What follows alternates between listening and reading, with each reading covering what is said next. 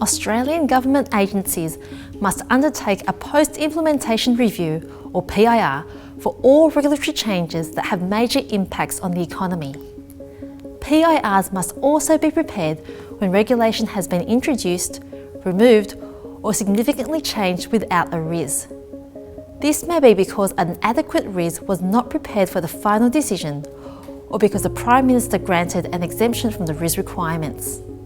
A PIR should outline the original problem and the government's objectives, provide evidence about impacts of the regulation, analyse the impacts, present findings from consultations, and make a conclusion. The impact analysis for a PIR should include information about the actual impacts of the regulation, including the regulatory costs. Stakeholder consultation is essential and is a key part of a PIR.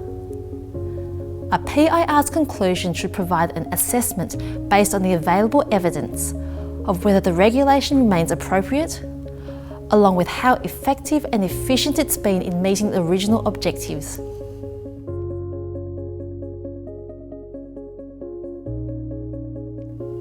For a variety of reasons, an adequate RIS is not always completed before a decision is made. In these cases, it's best practice that the agency prepares a PIR.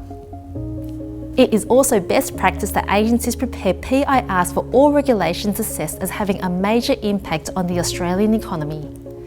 In general, these regulations will have been subject to a long-form RIS.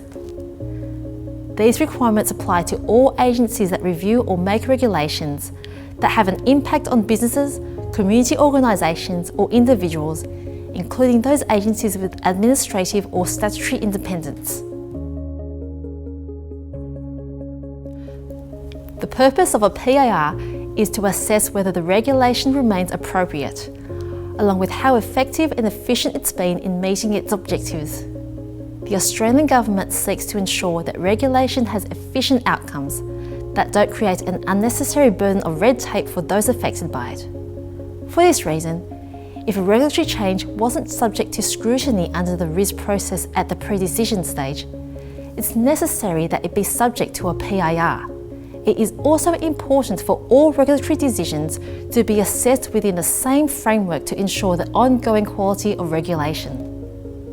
Regular reviews are useful for evaluating the ongoing performance of regulation, and the OBPR encourages agencies to review regulation following implementation, even if a PIR is not required.